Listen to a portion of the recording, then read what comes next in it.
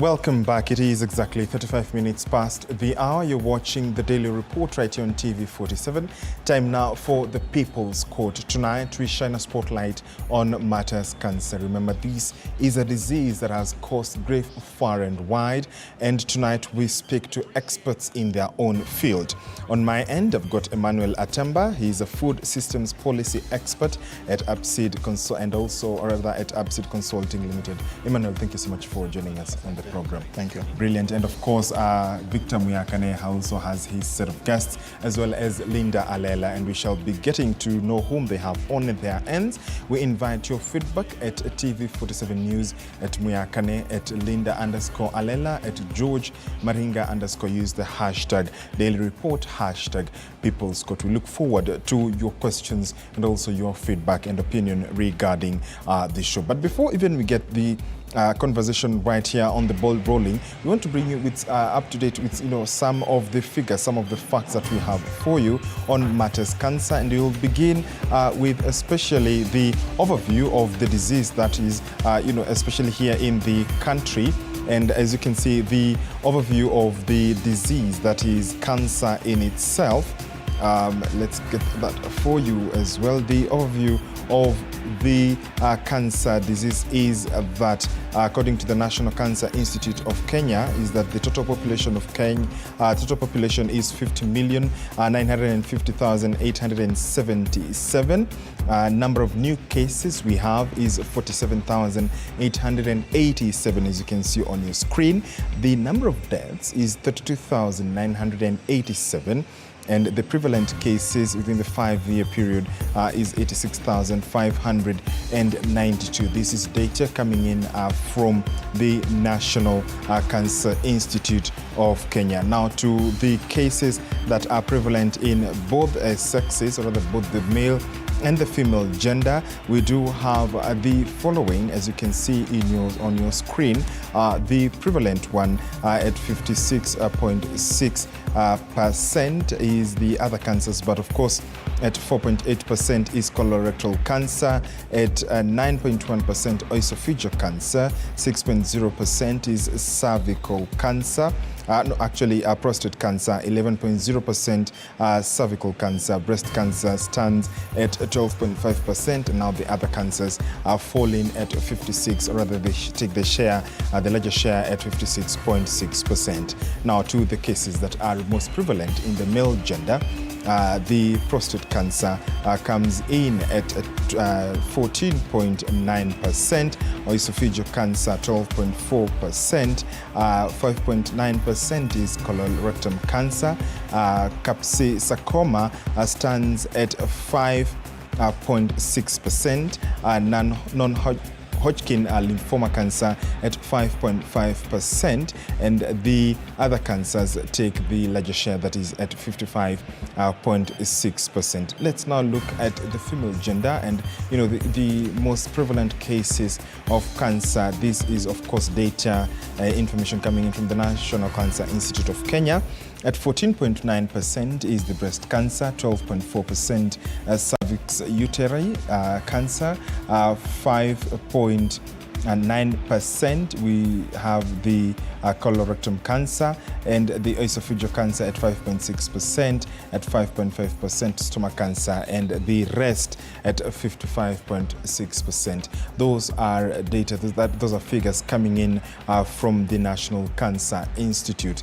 And the reason I have Emmanuel Atamba on my end is because he's a food systems policy expert. He's also involved in cancer management in the country. Thank you so much once again, Emmanuel, for joining us. When you look at this cancer, has been termed as a lifestyle disease. Mm-hmm. When even as a country that is the food basket, many areas are regarded the food basket, are we following the right procedures in trying to even involve the right, rather trying to incorporate the right pesticides, the right fertilizers, as we would call it, because there are still some that are banned in Europe, we're still using in our country. Yeah. Thanks, George, for hosting me.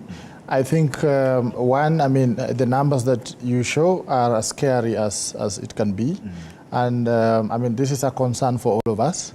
And we are always talking about new cases. I always say this about I mean, when you talk about disability and things like this, we tell people, basically, I mean, it's not about the people who are facing the situation at the moment, because, there's risk. All of us are exposed, especially when you talk about things like food, and the kind of, dangers that we are basically playing with as a people that exposes us to more risk. Of course, there are many causes of cancer. I know, of course, Daktari will talk about that. Yeah. But really, I think if I really talk about the question you're asking about how we grow our food, for example, and what we are eating, for example, as a potential contributing factor to some of these diseases that we now encounter, we are doing very poorly in trying to really clearly identify the relationship between what we are eating, our nutrition, and eventually the health outcomes that we see as a result.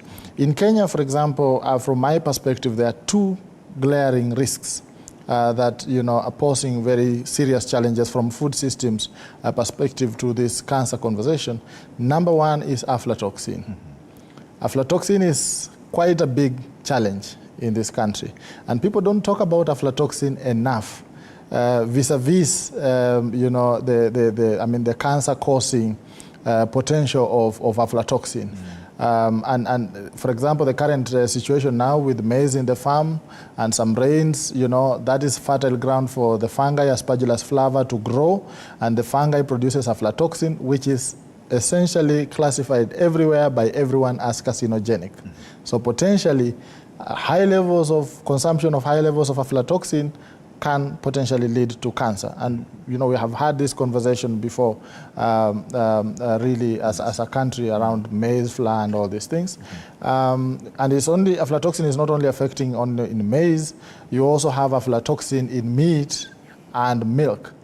Why? Because basically when people see that the maize is not appealing enough to eat it, or the grains are not appealing enough to eat, they feed it to livestock. When you feed livestock with aflatoxin B1, you get aflatoxin M1, which is even more dangerous in terms of cancer-causing properties. And this is the context we are talking about. So we're talking about milk having aflatoxin M1, meat having aflatoxin M1, and maize. A lot of the maize that, Kenyans are very funny because we see what KEBS has found on the shelves.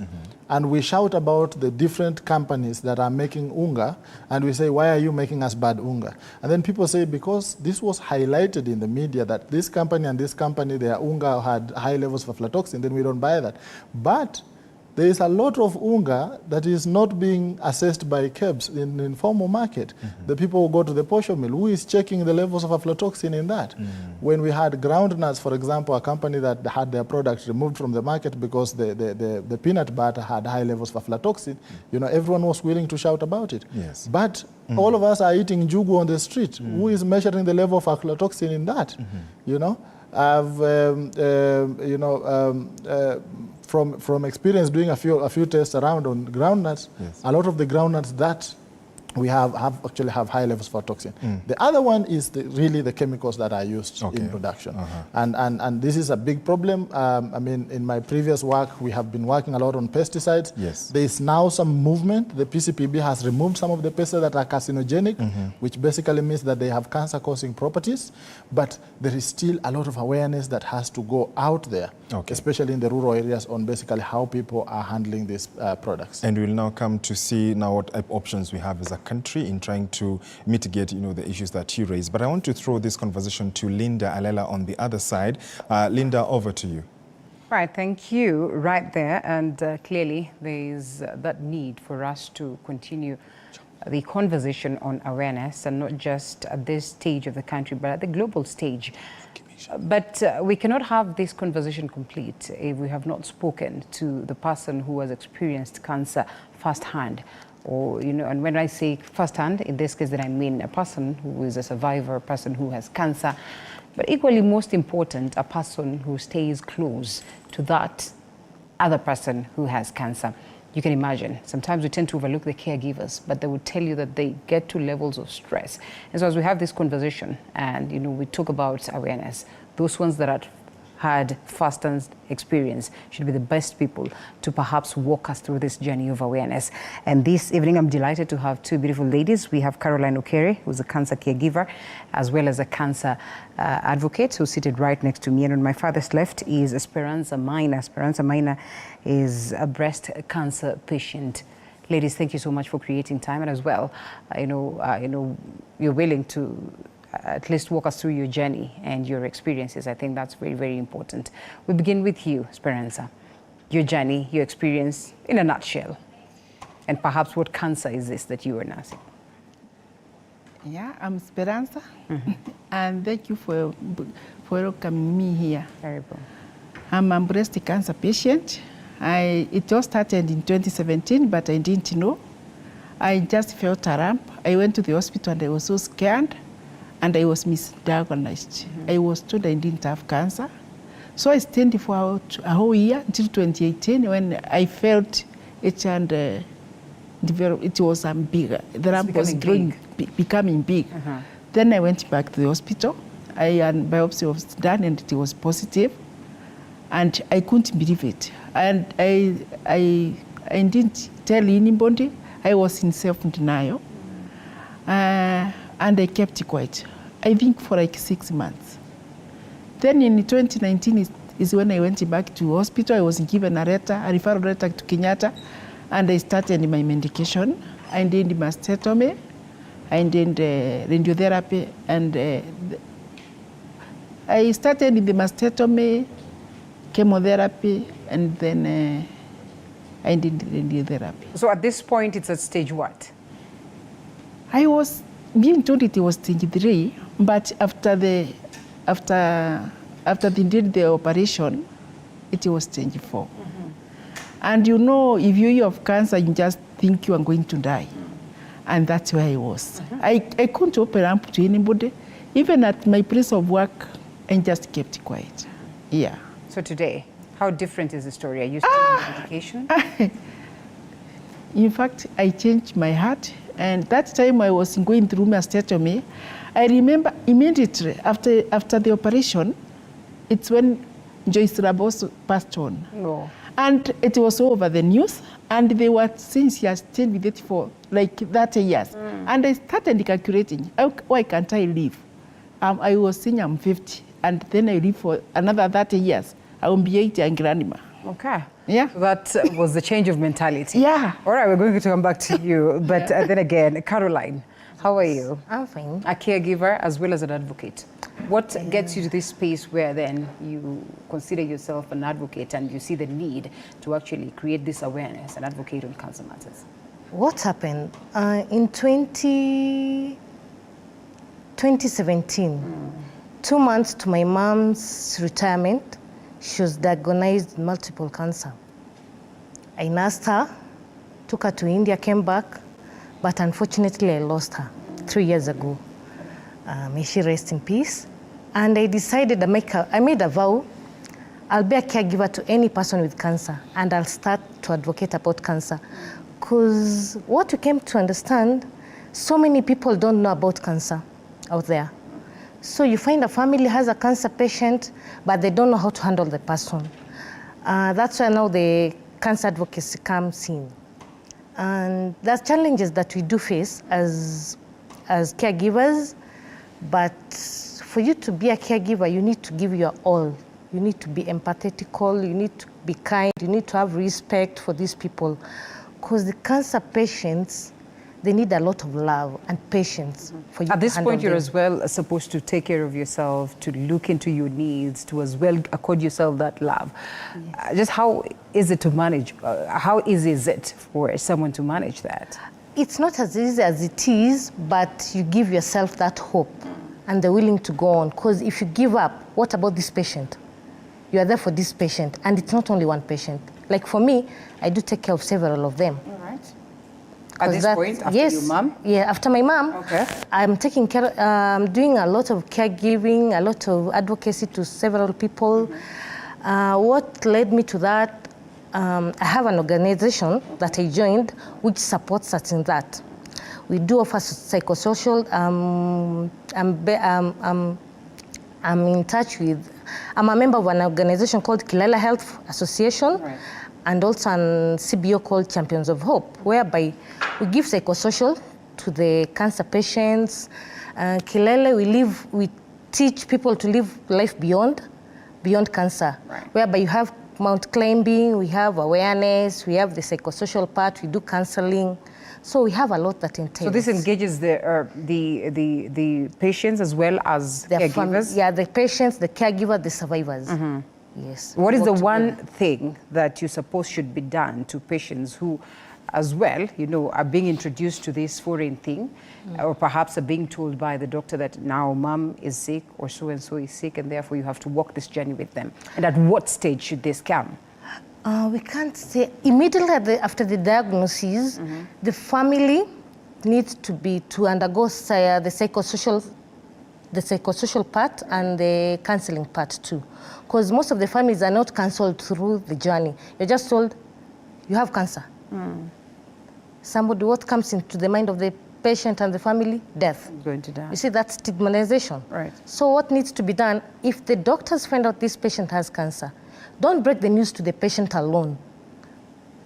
Inquire, are you alone? Do you have a family member who is with you? So that you break the news when the patient is with somebody else. Esperanza says she had to go through this alone for a whole 6 months, Esperanza?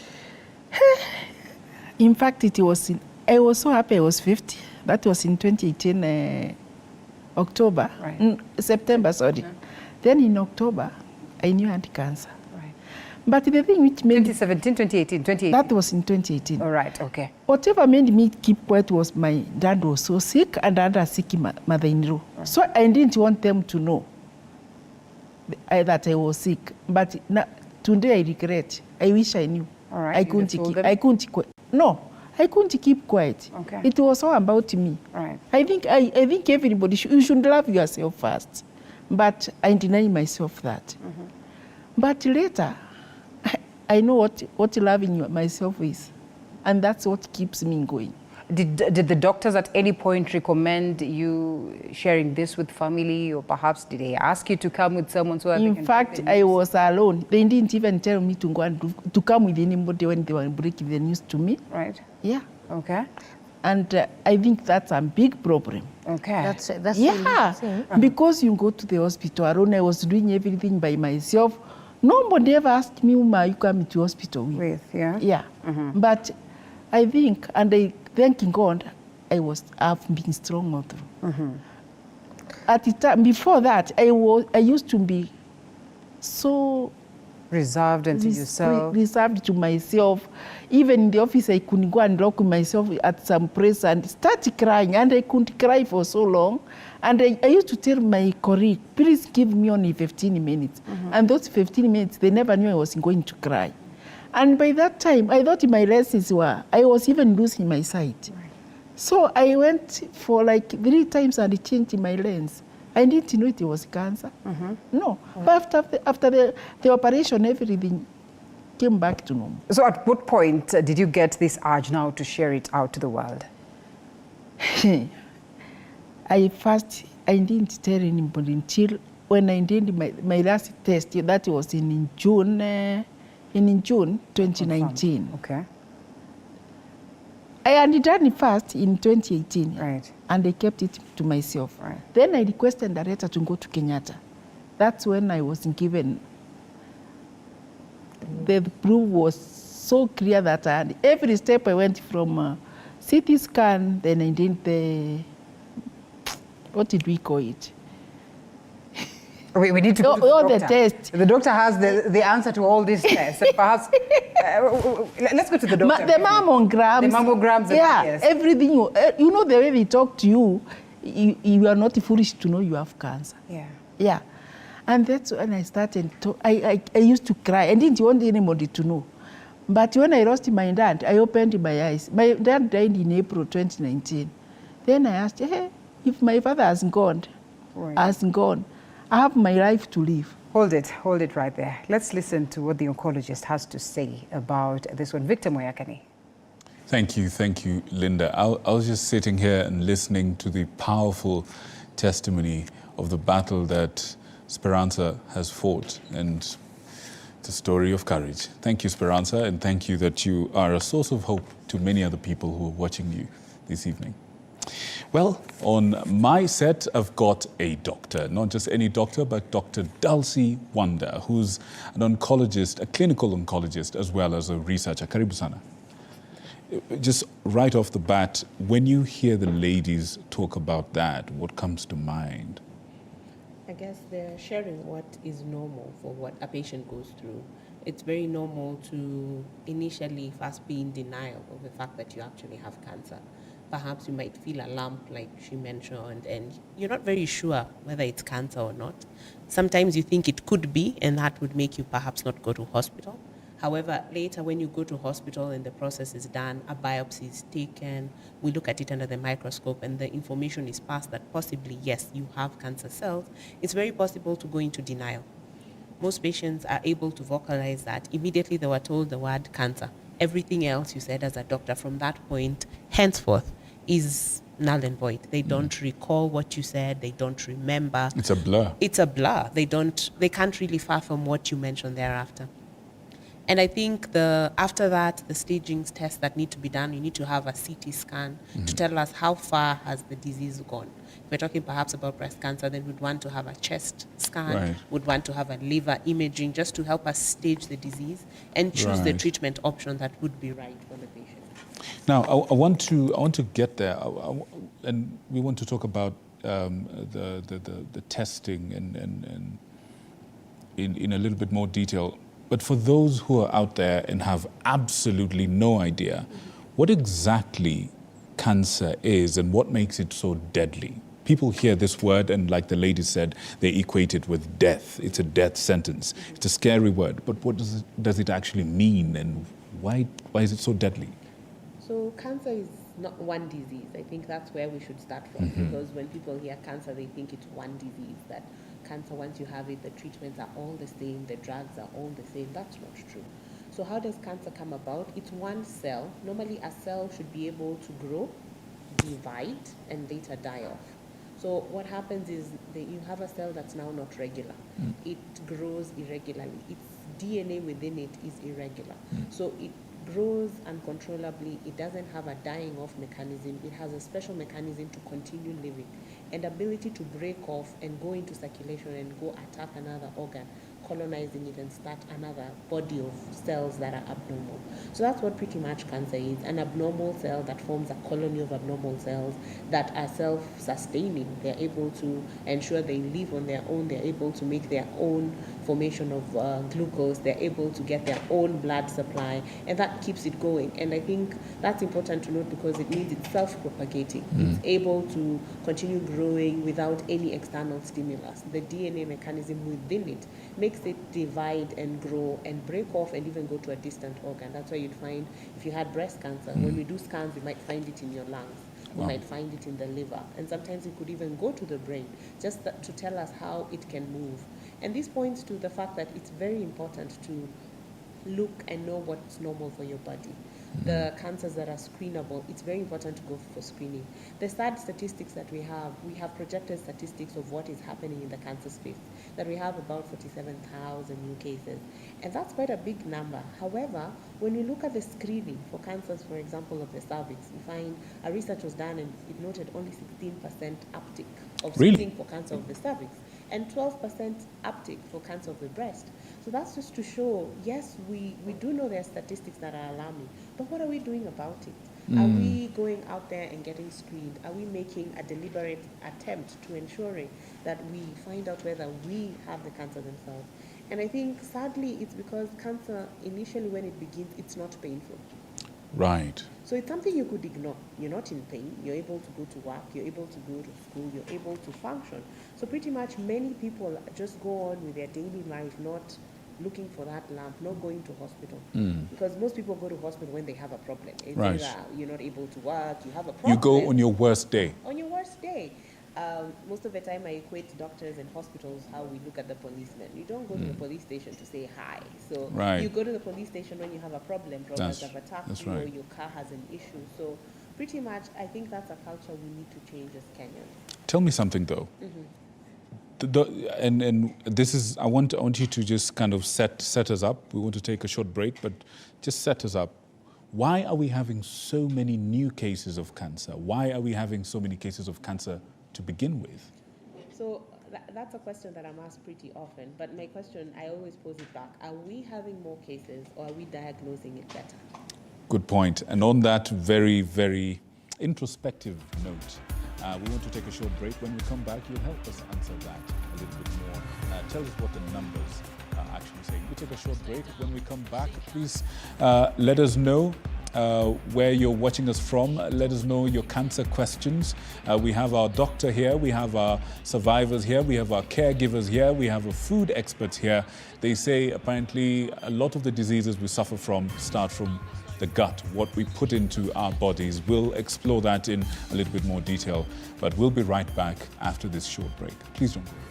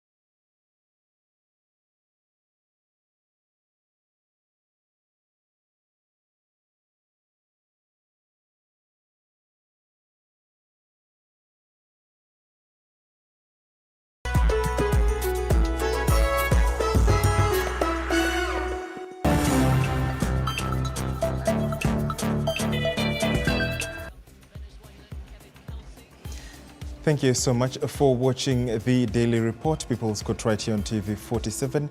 Matters Cancer on this 7th day of November 2023. As you look at this whole conversation on cancer, I can see your feedback coming. We ask you to continue to keep it coming. We'll be raising, of course, to our guests as we continue with the conversation right here in studio. I'm still with Emmanuel Atamba, food systems specialist, who has been, earlier on before we crossed over to Linda and Victor, we were speaking about some of the causes that we experience as a country regarding the food security situation, as well as the aflatoxin that he was talking about, and some of the other causes of this. So Emmanuel, as we look at the forecast moving forward, how then as a country do we sort of identify and say, fine, we seem to be in this conundrum right now? As a food systems expert, what are some of the things that at an individual level, even as we look at the prohibited, pesticides that are prohibited in Europe but are still active in Kenya, how do we then move or wiggle around this whole scenario of ensuring that we are using the right products, we are even perhaps eating healthy? Yeah, thank you. I think the key thing that we learn from all the challenges that we are facing now, I think cancer, the increase in cancer being one of them, is the interconnectedness of things. That if you, for example, are introducing harmful substances into the ecosystem, then the result is that there is an increase in these cases, for example. I'm not particularly, for example, the expert to say exactly if it is food that is causing cancer or there are other factors, but I'm sure, Daktari will agree that, food is particularly, the contaminants in food is particularly one of the driving forces.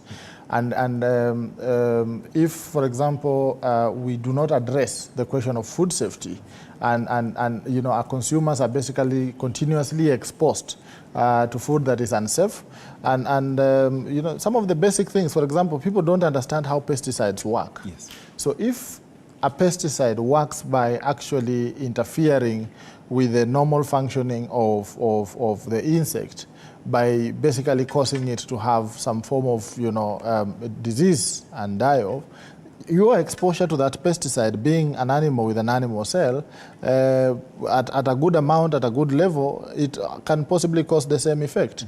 And I use the example of rat poison. I've never seen human poison anywhere. So when you hear in an unfortunate situation that someone has taken poison, they take rat poison or take pesticide or something like this. So these things are dangerous. But then they get into contact with our food with very minimal regulations, very minimal surveillance, very minimal information and awareness. And if we do not address these entry points that are coming in, it is from food, it is from environment, it is from water. There is a lot of other factors, but I just focus on that because this is where I'm coming from. Yes. If we do not address this, then essentially what we are saying is that we are continuing to curate or to create a breeding zone for cancer and any other diseases that, of course, or any other outcomes that affect us. So it is very important that as we, for example, continue to look forward and think of, for example, our food policies, our agriculture policies and all these things, we need to start to see the interconnectedness.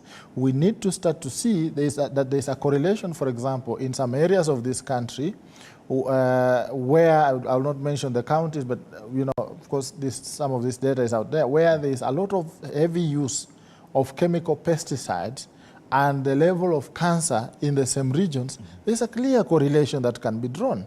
So we are not short of knowing where some of the potential sources of the problem that we are facing, especially with cancer, is coming from.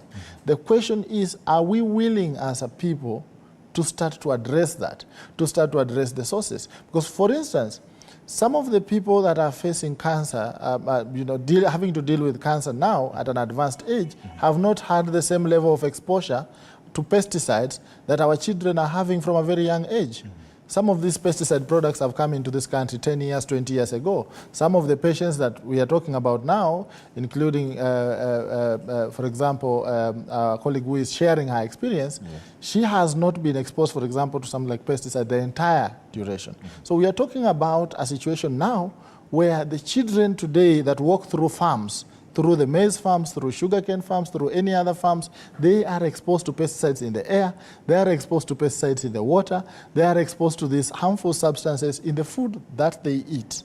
So what are we creating for the future in terms of the exposure levels to some of these hazards? It is a hazard. I'm not saying that there's a direct correlation between pesticides and cancer. There are a lot of other causes, there are a lot of other factors that contribute to whether someone gets cancer or not, or cancer manifests or not.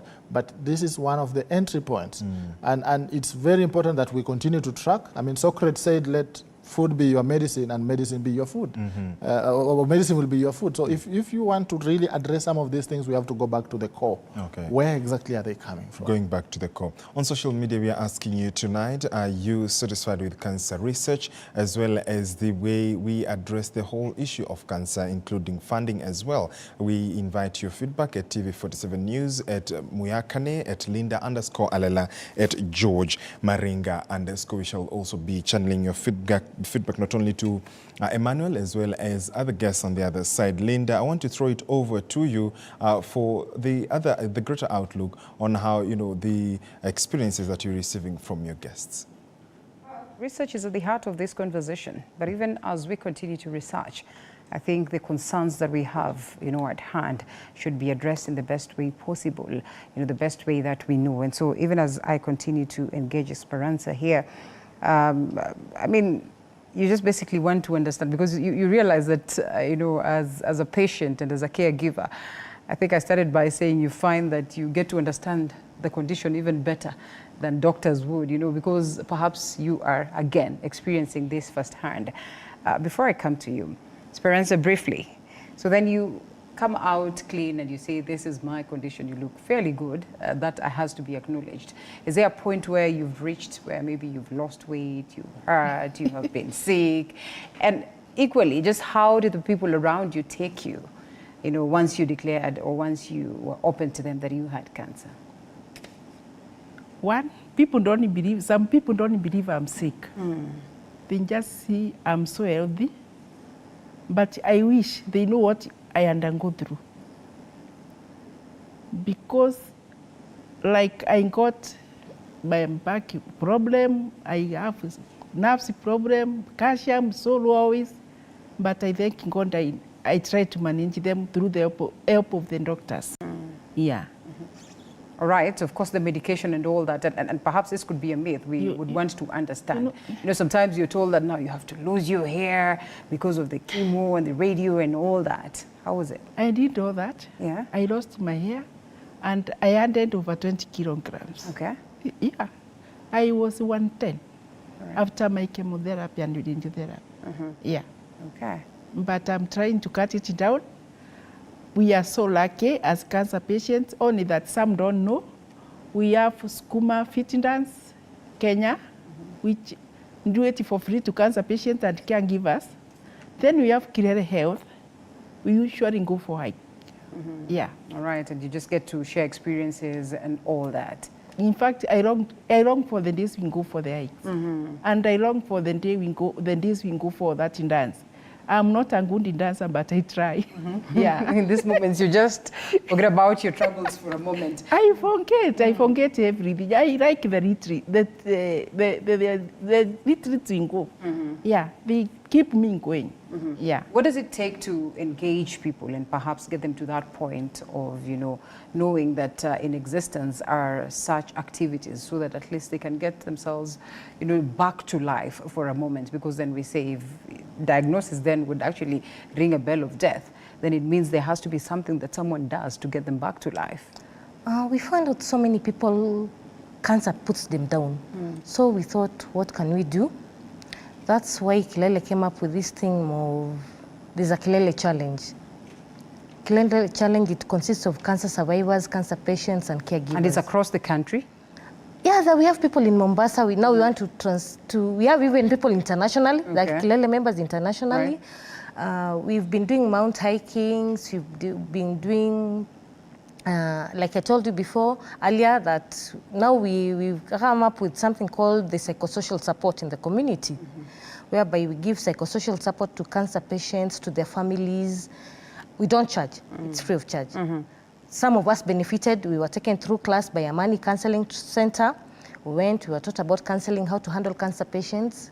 So, whereby in that thing, we have the cancer patients themselves and survivors plus caregivers. That's how we soldier on. Another thing, whereby we also do, apart from the psychosocial support, we also do awareness. Whereby we find out... Just what exactly is this word awareness, perhaps? Maybe it would be important for us to understand. Awareness means whereby we teach people, we enlighten communities about this cancer thing. Because like I said earlier, when some family hears about cancer, this is stigma, they just see death. Now we want to remove that thing in people's mind, whereby if you have a family member who's diagnosed with cancer, there's a way, there's hope. And that's why we have people who go for hikes, people who go for the skooma dances to prove that there's life beyond cancer. So if you're diagnosed with cancer, do your diagnosis, do your treatment well. After the treatment, there's still life to go on. So don't give up once you're diagnosed with cancer. So we say, let's move on. Let's keep the fire burning. Because we need life after that. You have a family to take care of. There are several, causes of cancer, and I think also the food specialist has highlighted a couple of them. Lifestyle is a concern. Genetical predisposition as well, is one of the things that, would cause cancer.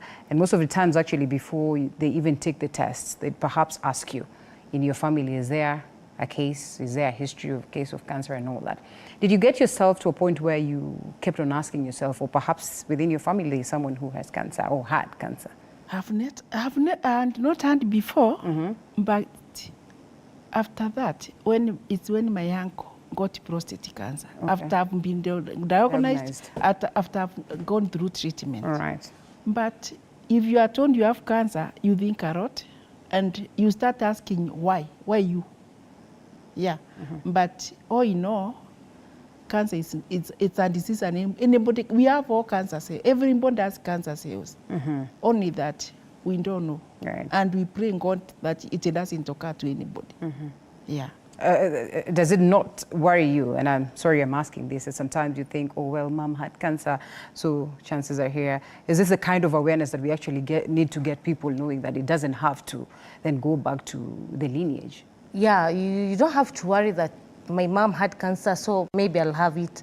Now that's why I'm doing that sensitization. Like there's this issue of there's this thing in the world now, the thing to do with HPV vaccine. Yes.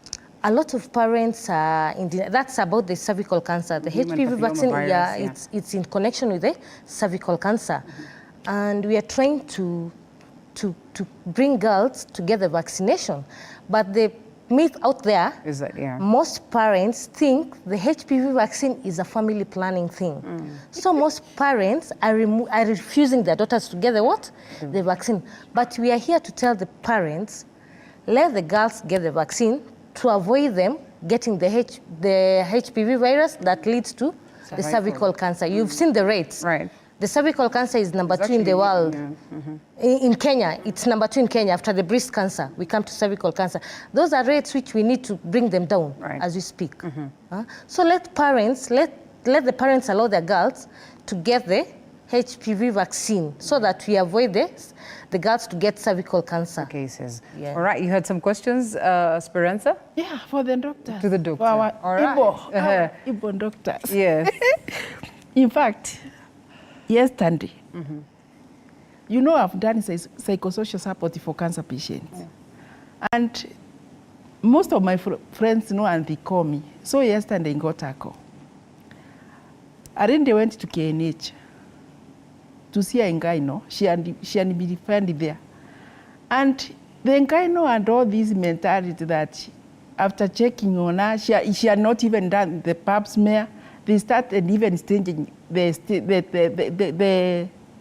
the cancer she had. They did the staging and she had not done a pap smear.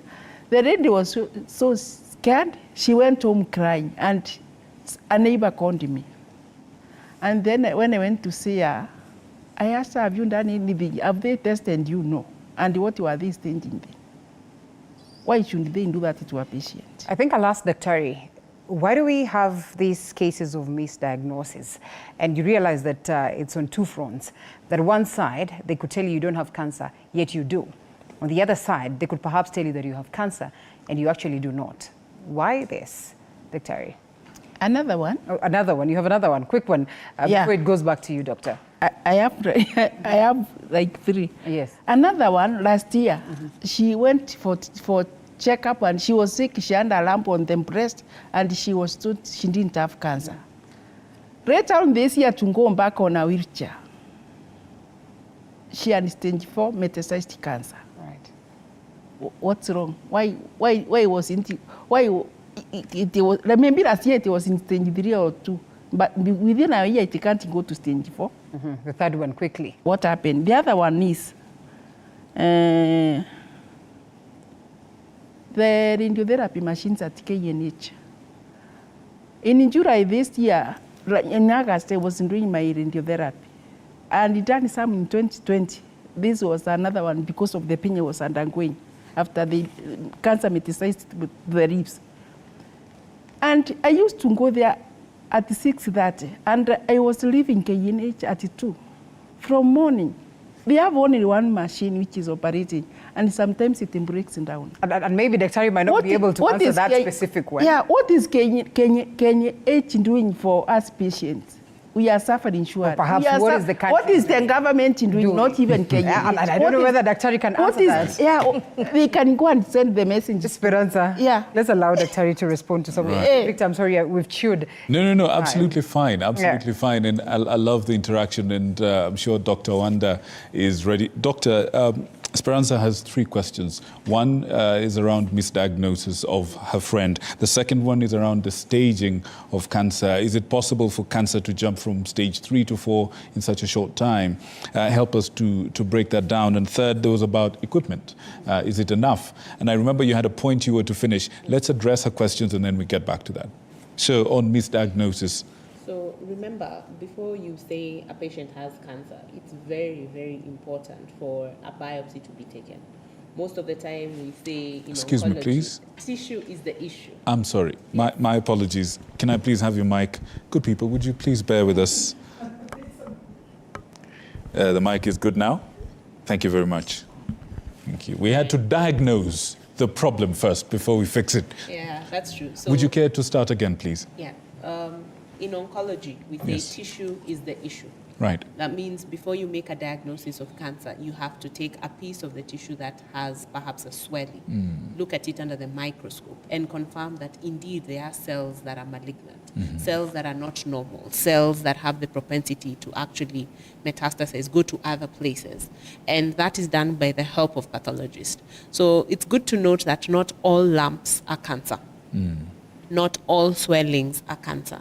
So you can have a swelling that we look at maybe this week or this month, and we take a biopsy and it's not malignant. But over time, that could change, and that's why screening is done periodically based on the lesions we see or the swelling that we see in a patient. So it is very possible to have a lump that is not cancerous today, and 3 months or 6 months down the line, you have stage 4 disease. Right. That has been seen. Remember, we say diseases don't read books. So they would not go like the way the education system goes, class 1, class 2, class 3, linear. Class 4. No, linear. So you can actually have a lesion that is less than a centimeter in size, but when you look at the lungs, the disease has already gone to the lung. You look at the liver, the disease has already gone to the liver. So her question on what happened to her friend, then that's what happened. Some of the cancers are well known to have rapid progression, like based on the histology and those immunohistochemistry things we look at in the microscope. The pathology is able to look at the type of cancer and what is its genetic makeup, how is it likely to respond? And research has been done. So there are some forms of cancer we know are highly aggressive. Even when treated very early, we know the risk of them coming back is quite high. And that informs how we manage such patients. So her first question, or the one she talked about, the patient who moved from stage 1 to stage 4, that has been seen. So the biopsy taken at the first point was non-malignant. That changed over time. And the next presentation was stage 4 disease that she presented with. Then the other issue about misdiagnosis, I think sometimes we look at it in 3 fronts. It could be, remember, you're taking a piece of the tissue, but the area is a large area. So depending on when we biopsy and the area you remove the tissue, it is possible to get an area that has more normal cell than malignant cells, or a normal area. But what is being done to counter that? So one, we are having image-guided biopsy being put in place, such that you're using an ultrasound to see the most abnormal part, so that where you're targeting, where you get the sample and that's from. where you get the sample from. Right. We're coming from where previously it was blind biopsy, where you just feel and do a biopsy, to now more image-guided biopsy, and that is helping.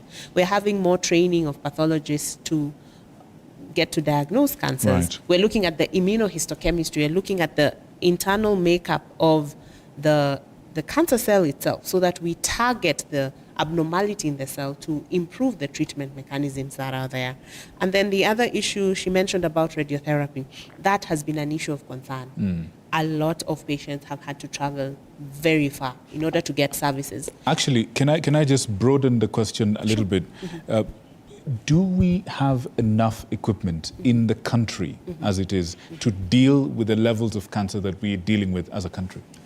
Well, yes, I would answer yes. Oh, is that so? Yes, I would answer yes, and I think we need to create awareness of what is available in the country, because I think most people are thinking that we do not have services, we do not have machines to diagnose, which would explain why most people would feel, if I get cancer, I need to leave the country. However, some of the services they're going outside for are found within Really? Kenya, for example. Hold on, Doc. This is big. Yes. This is actually almost breaking news, and I can see Esperanza even reacting. Yeah. So you mean to tell us that Yes. in Kenya, as we are right now, Yeah. we actually have enough equipment to deal with the cancer, from screening to treatment? Remember when we talked just before the break we were discussing, do we have more cancer now, or are we diagnosing cancer better? And what would be the answer to that? So for me, I think it's twofold. I think previously we had very few oncologists in the country, all of them centered in Nairobi. But now we are having oncologists in several parts of the country. Previously, the CT scan machines, or the machines that do imaging, the MRIs, were only in Nairobi. Now the government has made sure they are decentralized into the counties, meaning we're having more screening at the ground level, meaning we are catching more of these tumors, because some of these tumors you might not see them with your eyes. You need to have maybe a CT scan done, you need to have a colonoscopy done. So yes, we do have that, and the government has ensured in all the counties, level 5 and 6 hospitals, then we can have maybe something to screen for the colon, for us to have a colonoscopy and endoscopy. However, that having been said, we always say improvement is something that could happen, and it's the largest room in the house. So would I say we're at 100%? Maybe not. Is there a lot that has been done? Yes. And I feel previously, before I trained, and part of the reason I am in oncology is because I was in a region where we had to send patients from Kericho all the way to Nairobi. Oh, wait. So this is a story of actually how you got into... Yes. Tell us a little bit about that. So my first exposure to oncology was actually in training. I trained at Egerton University, and we had one of our lecturers who was very passionate about oncology, who really emphasized on chemotherapy drugs. And maybe that didn't really sink, but when I went for my internship, I went to Kericho County. I was actually in Litein Mission Hospital. And in our internal medicine ward, we had almost 70% of the patients in the ward having cancer. I was exposed to a lot of cancer, different ages. And what stuck in my mind is one gentleman who was about 40 years old. He had liver cancer. His eyes, he had deep jaundice. They were yellow in color. And really, he was losing his life. He was very sick. And what really moved me is he told me, Daktari, please help me. I am not ready to die. And I have never felt that helpless in my life, because I didn't know what to do. There was no way I could send him anywhere close. You were an intern. I was an intern. And I remember asking my seniors, where would he have got help? And I was told he needed to have gone to Nairobi, and he was referred 6 months ago. And because he didn't have funds, he was not able to go. And that story kept repeating itself. We would diagnose cancer, refer the patients, they don't go for treatment, and they come back and they lose their life. And that stuck in my mind. So yes, machines are available. We have a training program by the University of Nairobi to train oncologists locally. Previously, our seniors had to go to South Africa, had to go to maybe the West to get trained. But now there's a local program that is ensuring we're having oncologists being trained within our bounds. That will help reduce the gap that has been there, few oncologists, many patients. So are we at 100%? No. What is the government doing in terms of radiotherapy? I think that was a question that was posed to me. Yes. She asked. Previously, it was just Kenyatta that had radiotherapy. Now we have radiotherapy services in Moi Teaching Referral. We have radiotherapy services in Nakuru County Hospital. We have radiotherapy services in Garissa. We have radiotherapy services in KU, Kenyatta, and even Mombasa. So what does that really help? It's sort of trying to decentralize so that everybody does not need to come to Kenyatta. However, we still find patients traveling very far, which would explain long lines in some of the hospitals that have had historical memory of having radiotherapy services. Oh, right, so it's important for everybody in Kenya to know they can get these services closer to where they are. And by doing so, we would decongest Kenyatta, and the lines wouldn't be so long, as she mentioned, where you have to stay from morning to evening. And also, a second machine is coming to Kenyatta just to decongest the. So there is a lot that's being done in the field of oncology.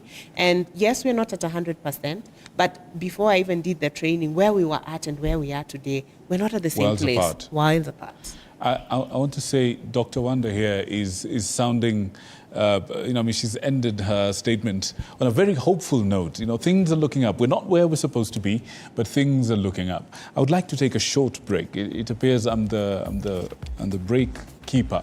I'd like to take a short break. When we come back, we'll come back with George, and I know Speranza has another question, and as well as the questions coming from you, our viewer. Thank you so much for watching. Keep them coming, and we shall have the doctor, the caregiver, and our dear Speranza, as well as George and his guest to tackle and address that. Thank you so much. Be right back after this moment.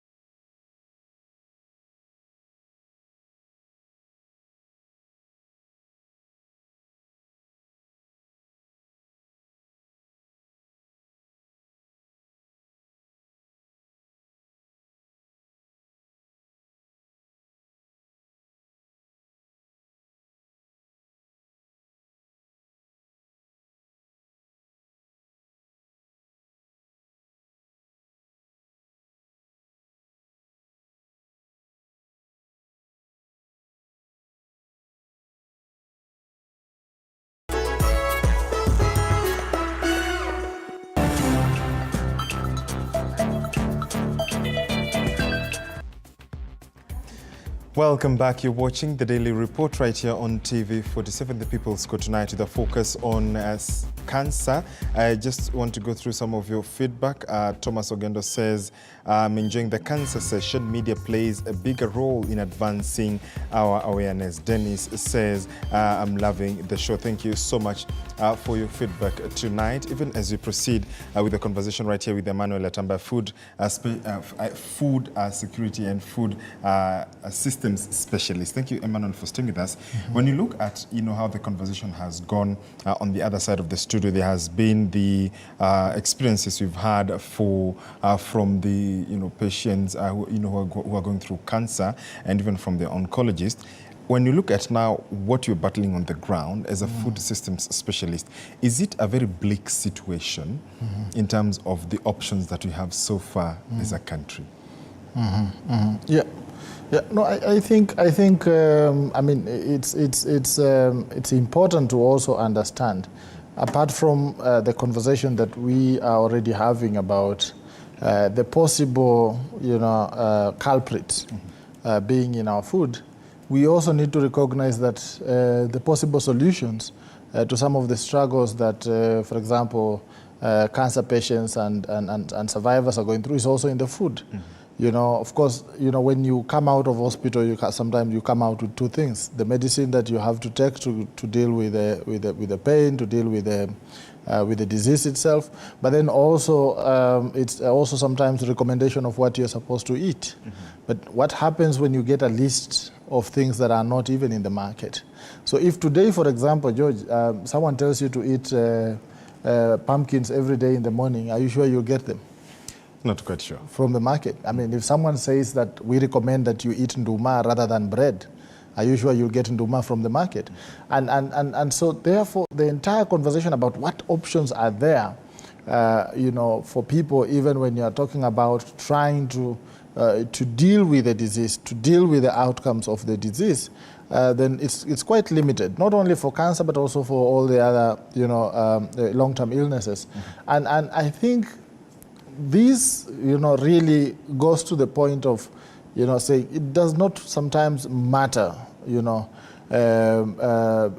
we forget that this is the source and only invest on the symptoms, then I think we are missing the point. What do we need? What needs to be done then? I think there is an entire conversation has to happen. And of course, I mean, I see some actors from civil society trying to push, the narrative around, trying to reverse back the erosion of the options in our diets, so that you see more indigenous foods showing up on our plates again and things like this. I mean, I'll give you an example. I mean, very few Kenyans knew about using garlic, for example, and even boiling ndimu and all this. Now you see this trend where everyone is putting some slices of ndimu in the water. Where did they learn that? They learned that during COVID. Because then they learned that lemon has a very special ingredient or concentration of vitamin C that they need, to keep themselves healthy, for example. So, but we only learn this when we get into these situations. We only learn about how to have breakfast without using industrial sugar when someone tells you you have diabetes, for example, and then you cannot take sugar anymore, and then you start to look at the other options. But remember that the market is not going to adjust for you as an individual.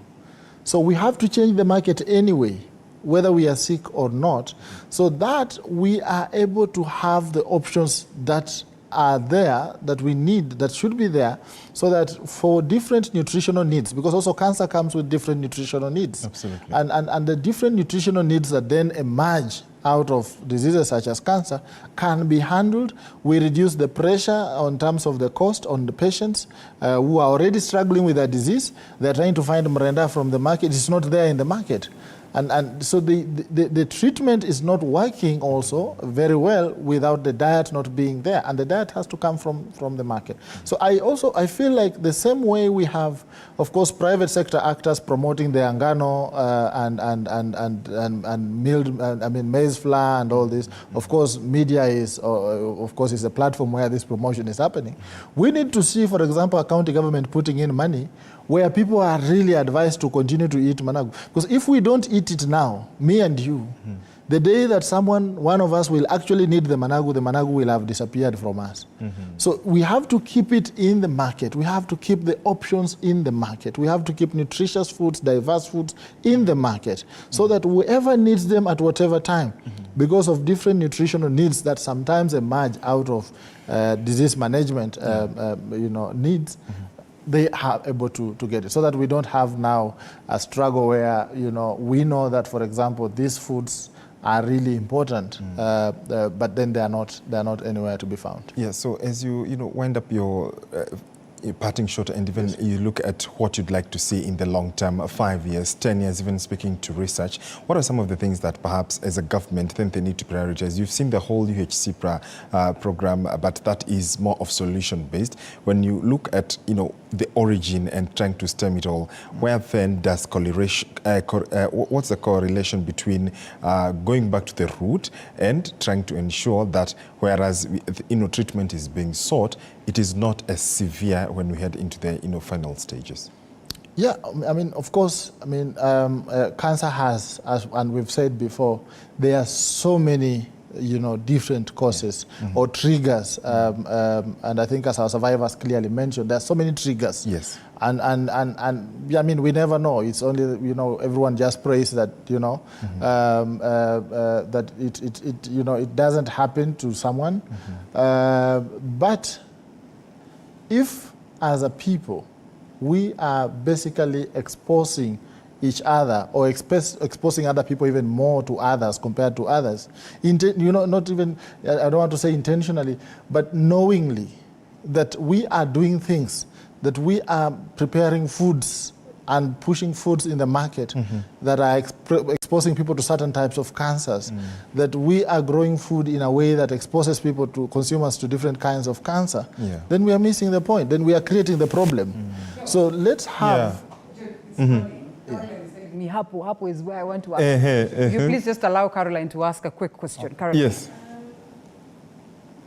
Emmanuel, good evening. Good evening. I've heard you talk about people are planting crops that are causing cancer.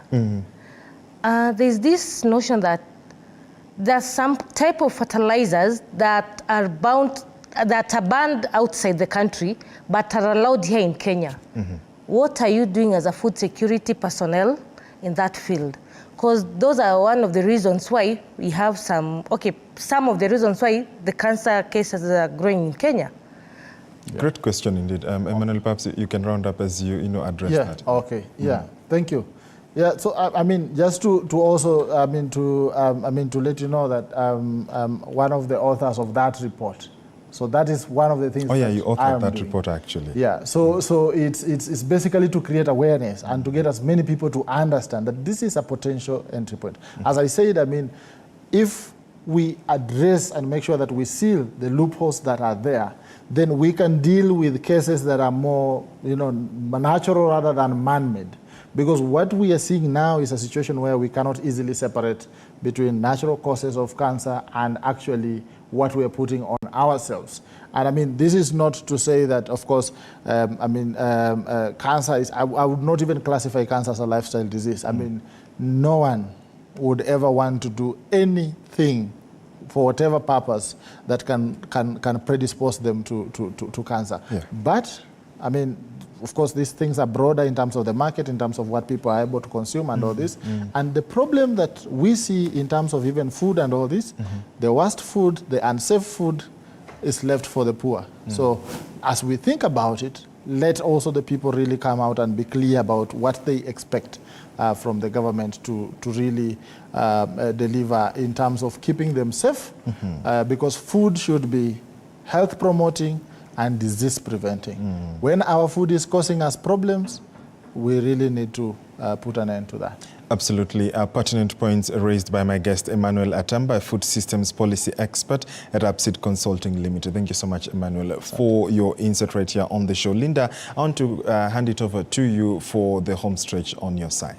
All right. And we are at space where the government is talking about how we can get health to mashinani, primary health care. The commissioning of the people at the level, you know, of the house, you know, who are key primary health caregivers at home and all that is one of the key things that, you know, the government has focused on, at least lately.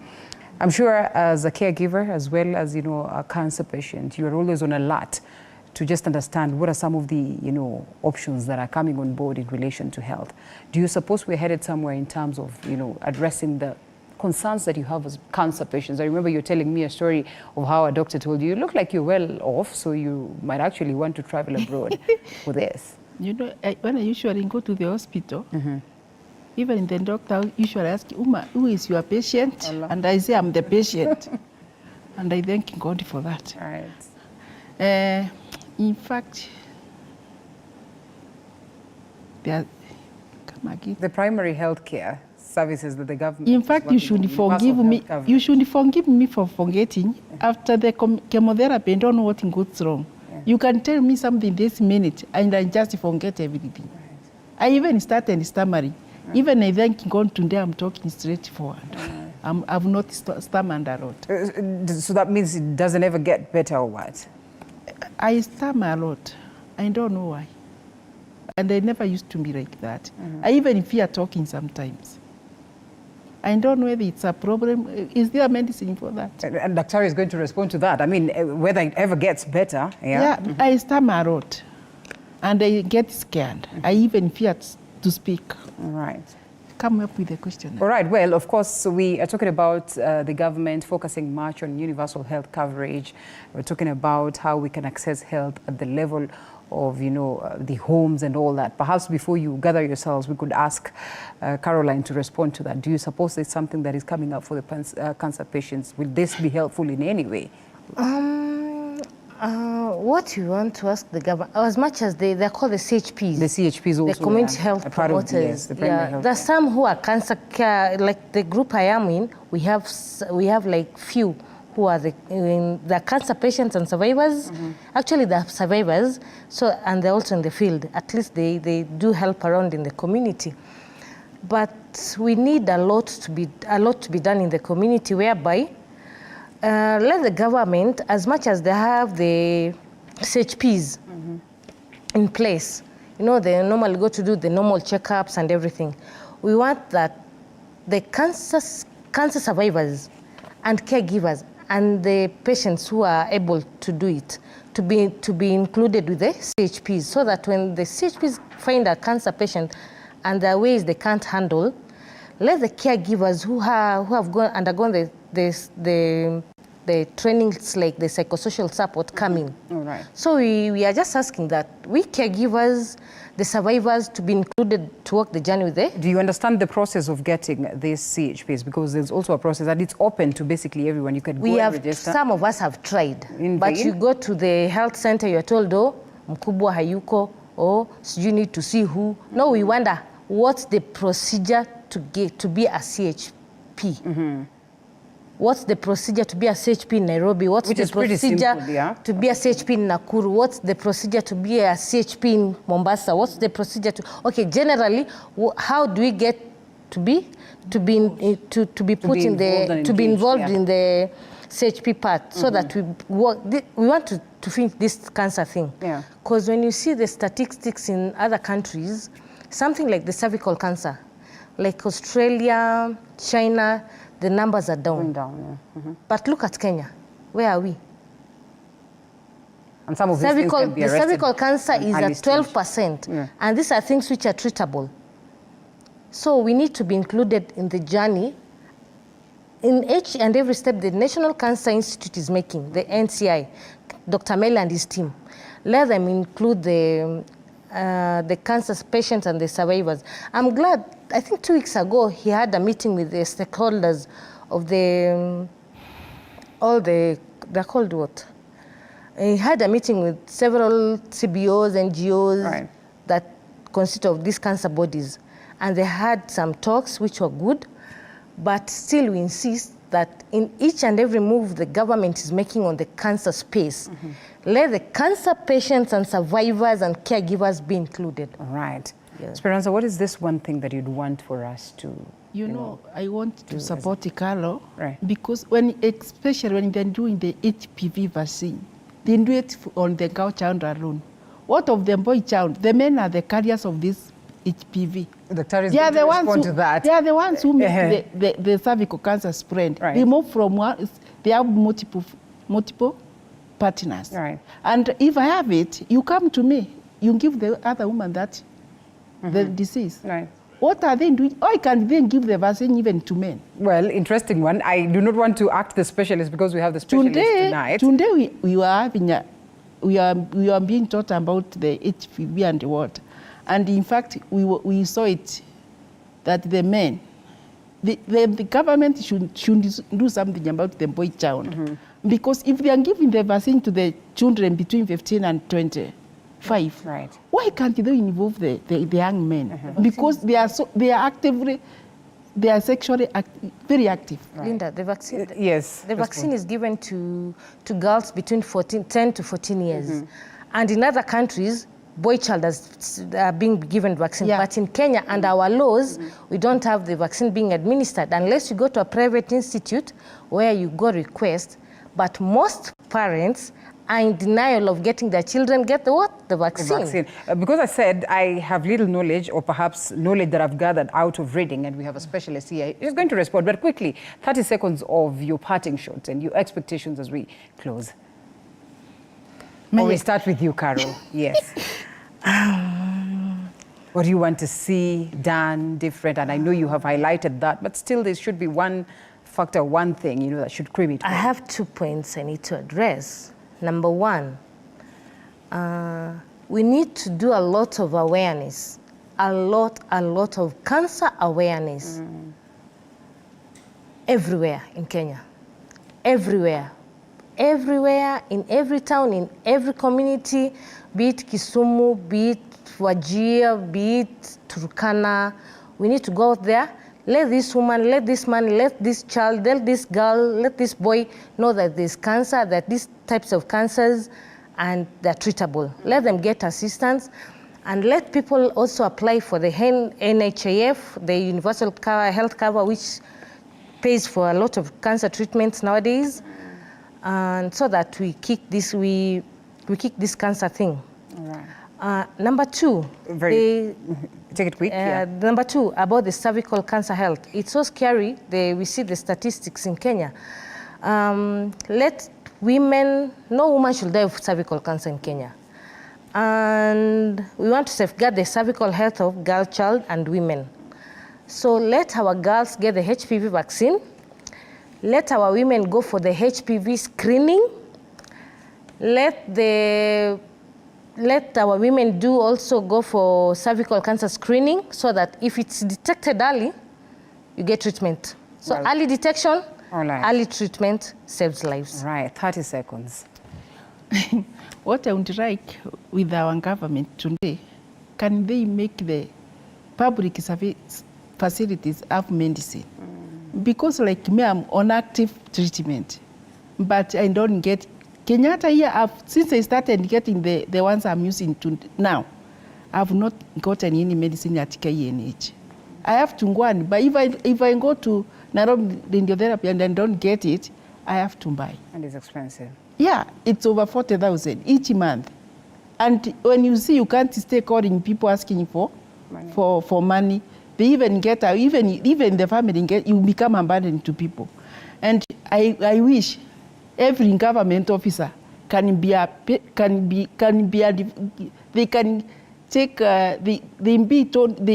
start paying for them at the public facilities. Let us all go to public facilities like the way Tanzania do it. I think they can make a better decision of bringing medicine to KNH and any other public facility. Because if they are given that an advantage of going to private hospitals, what of that person who can't afford? Well put. And they will never even think of that person because they are well catered for. Well, at least the government is in plans of making sure that everybody can access health care.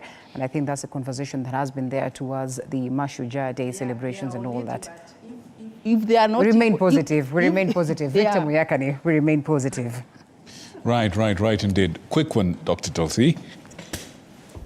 HPV. Let us know, what's the real deal?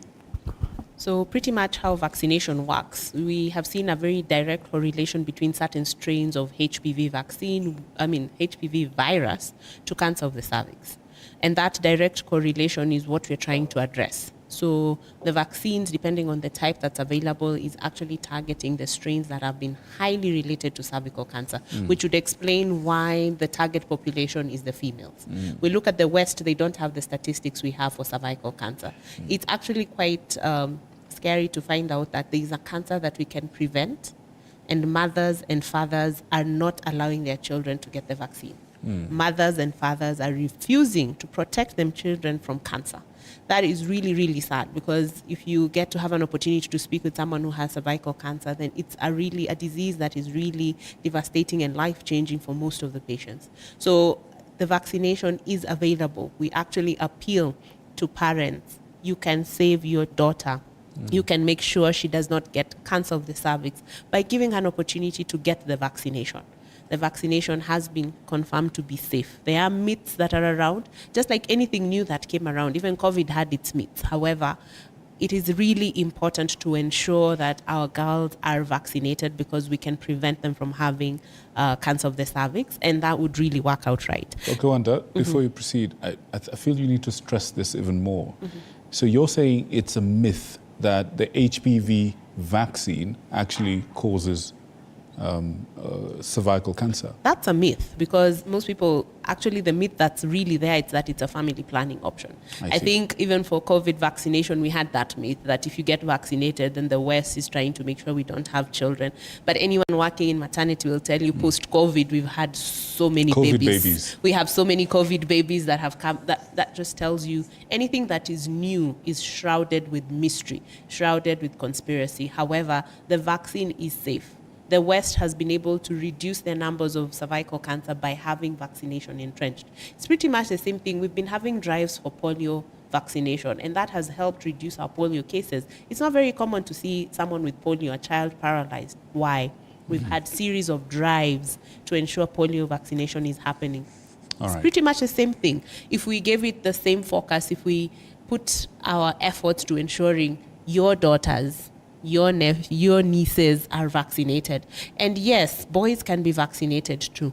The direct correlation and the program is really targeting cervical cancer, but it can be used. And if you are able, then you can actually have your boy child vaccinated, because the vaccines are available. It might not be the free vaccination from the government, but it's something that's doable. So it would be nice to see many people take it up so that we can reduce the statistics. And I think the conversation they mentioned involving the caregivers and involving the survivors of cancer is very important. You know, we pretty much say the wearer of the shoes know where it pinches. And them being involved is something that's very paramount. And I'm glad I was involved in the meeting they mentioned, where we had all the organizations with the stakeholders meeting with the National Cancer Institute, pretty much as a step to getting to know what are their challenges, what are they facing, how can we make it better? And from the feedback we got, I am sure the National Cancer Institute will implement the challenges they have faced, the concerns they have raised, and pretty much that's how policies are made, and that's how strategies are put in place. You get feedback, you put strategies to address the issues that are on the ground. And I am optimistic, because when I started out training, or even before I did my training as an oncologist, we are not where we are. So I'm seeing strides to the right direction. There is room for improvement. We appreciate feedback like they're giving. Remember, when we're talking about some of the drugs, I think one of the problems they say, some of the drugs are not available. But I am so pleased that we are getting to a place, the drugs that are being used in the West to treat cancer are available here. So we're not where we began. The government needs to do better. The hospitals need to project further and ensure they have drugs in hospital to cater for the population. However, we're not where we began. We're doing much better than we were. We can improve, and I think we will. All right. I'm afraid we're completely out of time. There was a question that came in around research, and I understand you're a researcher. Are our researchers talking to each other? Is the research informing policy, and are we seeing things getting better as a result of that? I'm afraid we may not have enough time for that. If you could squeeze that in, that would be brilliant. But I'd like you to prepare a message from your heart to the people of Kenya. That's your camera right there. If you can squeeze a little bit about the research, that would be brilliant. But talk to Kenyans. Give them something they can take away out of this conversation this evening. There's your camera. All right. So yes, researchers are talking to each other, and we even had a meeting of the researchers in Africa to kind of see how can we push research and ensure that we have data that is our data. Remember, most of the data for even the medication is from the West. So we want to make sure we're having clinical trials. We want to make sure we have research. We want to find out, are there unique features about Africa that is making us see cancers in younger people than the West? So that is a conversation that is going on. But my take-home message is cancer is not a death sentence. The earlier we get to know that you have cancer, the more we can do, and the higher the chances of you having total cure. Remember, cancer is not painful. You do not have to wait to have pain. You need to know what is your normal. If it is your breast, every month, examine your breast on the 10th day after your menses. Get to know, is there a lump? Is there a change? If you notice your stool, there is blood in it, do not ignore just because there is no pain. There are many oncologists currently. Oncologists are available. If you have a question pertaining to thinking, could I have cancer? It is perfectly okay to book an appointment to see an oncologist. They would guide the process of what screening should be done for you. If you've had history of cancer in your family, then that's a risk factor. About 10 to 15% of cancers can be familial.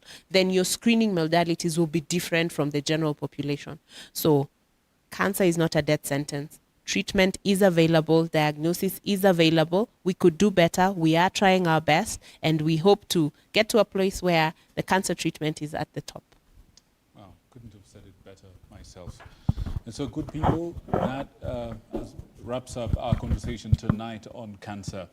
This is a huge conversation with many different angles, and we do not pretend to have covered every single one of them. But for the little that we've been able to discuss, we hope you, our viewers, have got something to take away from this conversation, a little bit of knowledge, a little bit of insight tonight. Thank you so much for choosing us to inform you this evening. My name is Victor Muyakane. And on my other side, the other side of the studio is Linda Alela, and as well as George Maringa. We want to say a big thank you to our guests, to Carol, to Esperanza, to Dr. Wanda, and to Mr. Atamba on the other side. We want to thank you so much for joining us and sharing with us your insight. Hopefully you can come back again for more next time. Good people, good night, and God bless you.